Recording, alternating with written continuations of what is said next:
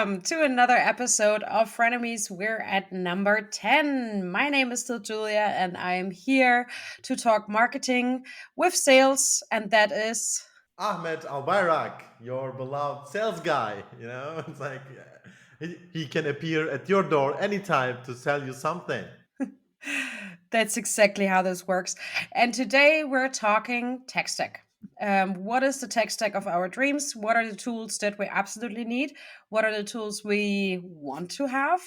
And what are the tools that are overrated? Oh, I mean, the, so the, the marketing tech stack has grown quite a bit over the last yeah, years. there is lots of tools. It's like when I look at it's like our marketing department, there are this tool for that, this tool for that. It's like because there are too many channels actually. To promote stuff. So LinkedIn it depends on the business, of course. It's like LinkedIn, Instagram, now TikTok. It's like oh now there is TikTok ads. It's like for the TikTok ads, there's this tool is really good. For Facebook ads, oh there is actually this. It's like what are you guys doing? So tell me. Well, I think one difference that is between like sales and marketing is that in marketing we actually love tech and we love acquiring tech. So any marketing team I've ever like been in has always within the company be a team that acquired more tech than other teams. Where I think sales is a little bit resistant to invest in tech. Second, we are second. Most probably, we are Really? the second. Now, because the thing is, for marketing and sales, we are the pioneers of a company for the company growth. Actually, without you can have the best product, okay, but if you cannot market the product, or it's like if you cannot sell the product, doesn't mean anything. Yeah, definitely. I just feel like whenever I worked with sales, there are still a lot of like, traditional sales guys that say like, but I've always done it like that. I don't need a tool to automate it and I don't trust that and stuff like that. So I feel like that sales can be a bit more resistant to adopt new tech, where marketing is very much, yes, we love it. We want to try it. Let's purchase it. We need it. Yeah, marketing, but it actually the marketing guys have this vibe, especially the digital marketing, it's like because there are tons of digital marketing agencies out there with guys, it's like I have tons of experience in marketing. How many years? Oh, I'm in marketing for 1.5 years. You know that, right? It's so many, it's like I run so many ads, it's like I have so many successful clients, and it's like digital marketing is the future, man. It's like that's why you should invest in marketing. This vibe actually leads you to spend more, but it's actually what is the return? So what that's the question. Yeah, but I mean, the power comes from that. We actually have budgets, and we have more impact. And then there's just one seller calling a few people, pop up. Okay, Yeah, yeah. diving into the tech stack before we're getting into this discussion. So, for marketing, a key piece of any marketing tech stack is the marketing automation tool. And depending on Yeah. what tool you choose, you of course have several things hiding in that tool. Just naming my favorite one, HubSpot, of course, serves a lot of purposes. You have, because you can build landing pages with it, you can have nurture flows and all sorts of like flows. So okay, HubSpot is nice. Yeah, I love that. So the main thing, it's like when we look into the sales system too general, and I was like, we have to start with the CRM system, of course. And HubSpot is one of the options. And what it's like some people hate some CRM tools, like it's like we know that, or we all know it's the Pipe Drive, HubSpot, Salesforce, etc. But the thing is, it's like some of them loves HubSpot, some of them hate, some of them hates Salesforce, some of them loves. The thing is, it doesn't matter. It's like CRM is CRM. So one thing for let's say for about 5 years, it's like sellers could only work on a CRM system. But CRM system right now for salespeople is just database actually that you could keep it clean all the time, keep it updated all the time. It's like you cannot work as a sales professional, if you want to have a good working sales organization, you cannot have just CRM system and hey, work on that, send emails through that. So most of the CRM systems trying to implement those options within their system as well. It's like HubSpot has also a sales feature. Yeah, it works in some ways, but it is too slow. Because why? No tool can be all in one tool for everything. And if you have, and most of the softwares that we are using is our cloud based, so they have a certain amount of limits, when it comes to download and upload. So when it becomes too big, it gets slower. So for example, HubSpot, the sales uh, module of HubSpot is really slow. So I'm just like, it's like I feel like I'm using Windows 98. It's like when I click to next to send the next email, I was like waiting all the time, and it's also so expensive. No, but just to jump in there, CRM is obviously on my list as well because it's really, really important for marketing. First of all, setting up Yeah, integrations so sellers get all of the information they need to actually work with the leads and prospects. But likewise, of course, so marketing gets all of the information and can actually do a proper analysis on conversion rates and close rates and things like that. So the setup, actually talking about the two big solutions you just mentioned, that I prefer is having Salesforce as a CRM and then HubSpot as a marketing automation tool. So not using the sales right. capabilities in HubSpot, but using it for all of the marketing purposes. And one thing that I like about and why I mention HubSpot is that, it has analytics and dashboarding capabilities, which is something that is obviously really important for marketing as well. So it Yeah, just has a lot of tools hiding in it that are very convenient to onboard. But pricing is obviously a thing, and it is more expensive than other marketing automation tools out there. yeah, quite expensive. HubSpot is like, so you can use it for free up to 5 users. After that, it's like you have to pay us well. And one thing And I wanted to mention as well is that with the structure and all of the things that HubSpot provides, when you have a bigger team, it can very easily get out of hand. Because all of a sudden you have different people building different things in all of the different areas, and all of a sudden you're sitting there and you have 200 landing pages and you have no idea which one is used where. So, there's a yeah, tendency also that when the marketing department is over a specific size, like let's say 20 people, they often don't have HubSpot as a marketing automation tool anymore, but use, for yeah. example, Salesforce's marketing automation tool. So coming up next, it's like LinkedIn is my special love. So it's like for LinkedIn, I tried many tools. It's like from Duck Soup to it's like many. There are tons of automation tools, and LinkedIn is very very careful about it. And for the record, I'm not using any automation tool for anything for LinkedIn.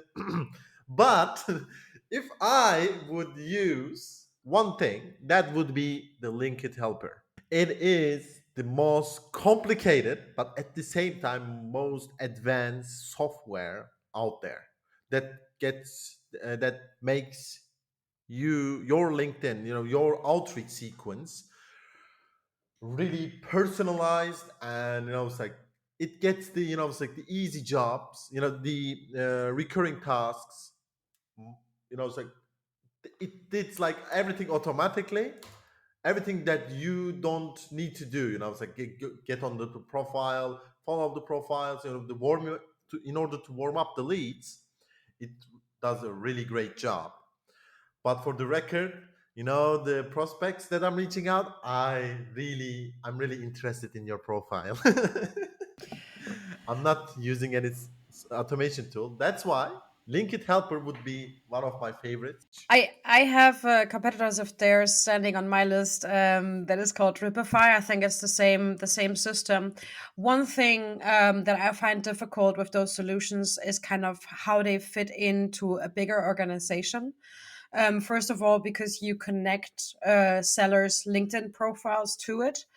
and because it's difficult to integrate into other systems. So, for example, if you have an outreach platform that helps you build cadences and so on, it's difficult to have that automated through both of those solutions. So, if you have a bigger scheme and you have more playbooks and standardization, it's a bit more difficult to figure out how to use it. But it's definitely super useful, and especially if you have very small target approach to it, it can be a great helper. What I have on my list, everyone knows, sales law of outreach for sales engagement tools.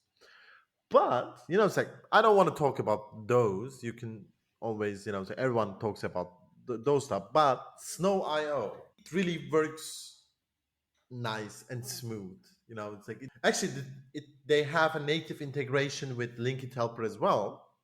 So, you can actually create a workflow that so you can take the profiles from Linkit Helper, push it into a email campaign of Snow.io, and within Snow.io you can integrate a dialer for you to it's like have more local numbers, and you can make with the power dialer function you can then connect it with a power dialer. It could be something that it's like it takes out everything, every non-revenue recurring activity actually for an SDR. So that would be my choice, the Snow.io, and the pricing is also really reasonable. It's like when we compare to other sales engagement platforms. And one disclaimer would be, but it also depends on your needs. It's like most of the time, in some cases for companies, it's like maybe their ICP is not that active on LinkedIn, so they don't need actually Snow.io. There are some others as well. Maybe it's like your leads are more active on um, Twitter. Actually, there are some tools, sales engagement tools, that is specifically did for that. For me, the next step in this is Zapier. No matter Ah, what your yeah, tech stack looks like, and what channels you use, yeah. Zapier for me is like one of the solutions I will get at any company, because No, you it, have it to. Yeah, it's just such a smooth flow between different solutions, and between different technologies, which really helps you make sure that the data flows exactly in the way you want it to. And they also have very good pricing, no matter if you are a small team or a bigger size team. It's yeah, definitely worth the investment. And then building on that, I mean, the problem is a lot of the things and how you prioritize the tech really much depends on what your strategy is and what the channels are you use. So, of course, there are tools like for social media scheduling. If you are very social media heavy, no matter what size team you are, they can make a lot of sense, because a lot of the times in these tools, you can make a social media calendar. You can have one person create the social media posts and the other person approve them, which can be in a bigger team really important. There's, of course, SEO solutions. Again, it depends very much like what approach you use, but something like Ahrefs can be really good. Screaming Frog for the more like technical part.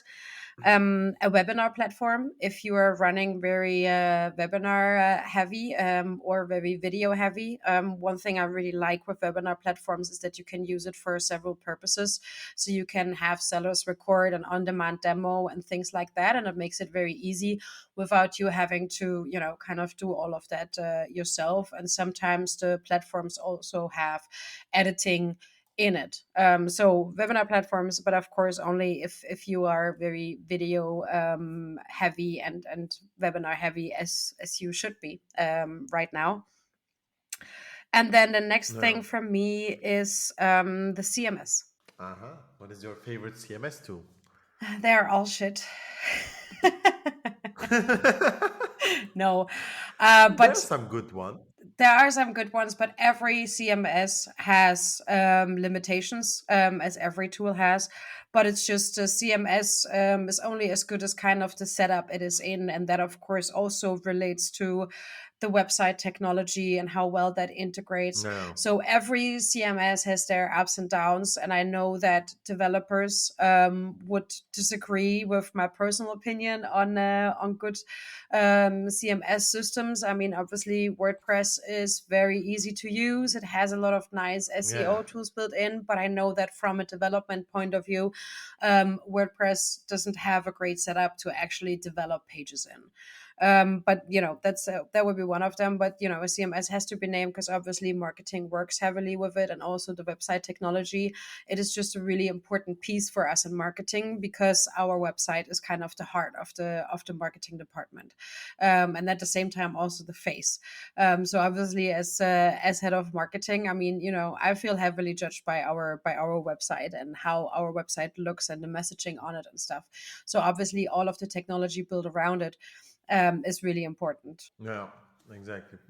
And what is your actually favorite social media posting tool? What is the best one in your opinion? I don't think I at least the ones that I've tested, I've seen such big differences. I'm quite a big fan Mm-hmm. of Hootsuite. Because you can connect Ah. different platforms with it. And as I said, it's really nice. You can have drafts, you can have things get approved. So that one I like quite a bit. But there's also other ones like Sprout Social. And yeah, I don't think I know all of the tools because it's just hasn't been like Mm-hmm. my priority. And again, that's something that I used before also in HubSpot. Where again the big Yeah. advantage is that you have the UTM links already in it, which is really really nice. I see. I see. Because it's like what I also saw that when I tried to use social media, post scheduler, but it's like my engagements, my impressions were really low. When I post something on that, so so I was like, okay, so I can do it by myself. I don't want to get less impressions. A quick question. Something I've been wondering about for I think 1 2 months now. So LinkedIn recently came out with the possibility to schedule posts within LinkedIn. Yeah. And I Yeah. personally Yeah. haven't seen anybody post about it. So I just thought it was interesting because people have been asking for that functionality for so long, and then they finally came out, and I felt like, okay, maybe it's either because people have tested it and noticed it still doesn't work, even though you do it natively in LinkedIn, or people were just underwhelmed with like, yeah, well, now I solved this problem for me, so I don't really need it anymore. I'm not sure. Just wanted to ask what your take is on it. Have you tested it? Actually, I tested it. It works quite well, no problem. But actually, I saw just few posts about it. It's like scheduling posts. Talking about that stuff. But it's about LinkedIn. Most of the futures actually partly you get all the new futures. And I was like, let's say with the celebrations, for example, for the birthdays, etc., etc. Some people got it, some people don't. And I talked with a company. It's like they do LinkedIn scraping, data scraping. They told me, it's like LinkedIn does sometimes, you know, changes everything from for the half of the world. Some they like to test some different stuff at once, and you're like, it's like, and it's actually from Microsoft. Sometimes it can get buggy when something is from Microsoft. So that's why, it's like most in some cases maybe people tested it, but it didn't work out well. Please, if you listen to us and you have any experience with it, just you can comment down. And lastly, it's like I'm a big fan of AI. I don't like to speak too much about AI because everyone talks about it. Just AI is just your virtual assistant. Actually, it's like this is the AI's limit in that sense. For now. For the record, it's like if in the future there will be something like the Terminator. So I love AI, so please don't kill me. You can kill Julia because she's a marketer. Yeah, AI for that, I would definitely recommend to check Creatext. It's it's actually, it's like we cannot define it yet what it is. It can massively personalize your outreach, along with actually they have something like trigger led growth. And what it, that mean is you can set some custom triggers, like, it's like even most specific stuff, like, so when you are defining your ICP has multiple quarters hiring this exactly that for that role, or, it's like anything that came to your mind has a reward on that. I don't know, it's like has a marketing with three people, etc. And AI does all the research on the internet and updates your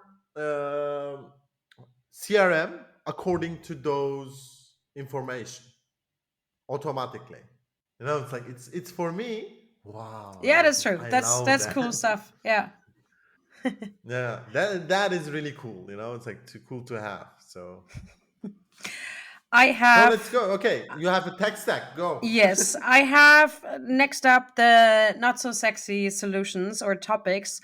One being analytics and dashboarding. Obviously, you need website analytics to analyze the traffic that's coming in and so on. And another Use Google dashboarding tool. Analytics. What do you need? What else do you need? You use Google Analytics. Oh, well, that's tech as well. And that, of course, also. But it's free actually, basically. So Yes, but Google Analytics is not that compliant to GDPR regulations anymore. So there yeah. are a variety of other website Yeah, analytics for the tools. Europe. Yeah. Yes, just to mention, and then the other part is project management.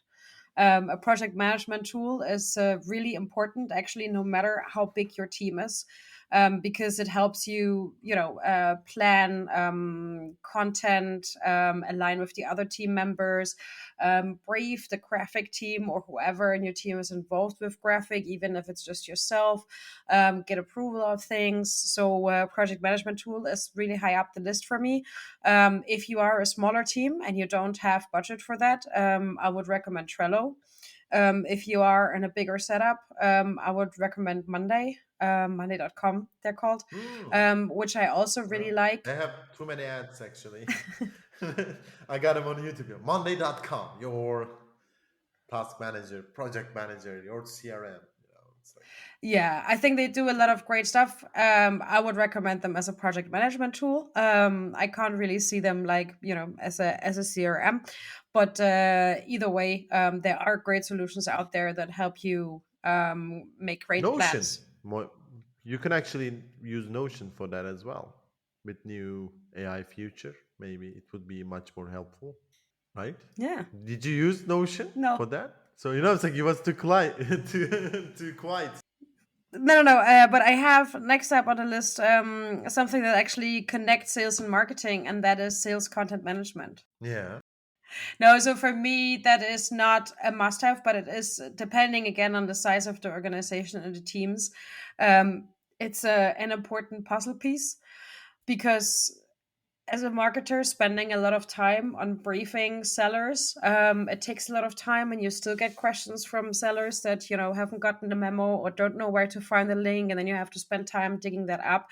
So a solution like that can be really helpful in both cutting the time that you spend briefing sellers, but also for sellers to actually find Hmm. content easier. Yeah, but we don't need anything from marketing actually, except the useless inbound leads, right? Hmm. Then I was like, Exactly, because buyers don't want any content at all. No. anyway, anything else? Because for sales, it's I like to keep things simple. It's like too much tools, too much trouble, in my opinion. So it should be all should be integrated easily. They should work in a harmony. What I call it, I was like, it should create a automated workflow for sellers, and it's like that's why it shouldn't be too much. Actually, at the end, when you look at from the sales perspective from outside, it says we don't need that much tools at all. It's like what we do basically, it's like, okay, I love sales, but it's like we call people, we send email, we send LinkedIn messages, And I was like, basically this. It's basically this. So it's not that too complicated. Of course, when you go in depth, there are too many stuff, so that requires knowledge. I know that, but other than that, it's like it's just simple tasks, and for that we need some, just enough tools, not too much, not too less. I have two more Yeah. areas on my list. One is Yeah. graphic design. That again, of course, depends kind of on the Ah. team setup. Yes, but if you're a smaller team and marketing has to do a lot of the graphic design work yourself without a professional graphic designer, Canva is obviously great. It's a thin line because it can also easily get out of hand. Also, if marketers get the power to just go ahead and design stuff, but it is super super practical. So that is one part, Yeah. and then the other part, going a bit more into operational area, actually is sales intelligence. Just ensuring that all Mhm. of the data and the lead records are updated, that you have all of the information available. And obviously, that is always like this compromise between how much information do you want to ask and add to your forms, how much information is actually needed for sales to start an outreach, and then, yeah, how much do you need an additional information from a sales intelligence platform. Yeah, yeah, sales intelligence platform, of course, it's also a necessity for our guys as well. Yeah, what I realized, I used many of them, from Seamless to Apollo to Lead Fuse to, it's like Lead IQ to, it's like tested many of them. Lucia, or, it's like EchoBot. There are tons of them. Zoom Info. And what I realized, none of them is the best. So it's like it just actually depends on the region, and with the current regulations, actually it's harder to get them. So you have to really, as seller, I need to really know how to deal with gatekeepers actually, because it's getting the direct numbers getting harder and harder. Yes, Yeah. it is for sure. Okay, I think that was our tech talk. Yeah, we just it's like as the experts in sales and marketing, we shared our tech stack. So I would love to hear your recommendations as well, if you have any. So just let us know and share your thoughts. It's like you can tell Julia that she's talking full of bullshit, or me, of course, but most probably you will tell this to Julia, I beg to right? differ. Right, guys? Right? Right? Anyway, We need so thank you little guys. vote buttons. So it's like vote Julia or vote Ahmed. Yeah, yeah, yeah. Who has the best tech stack? So anyway. Goodbye for now, and talk to you next week.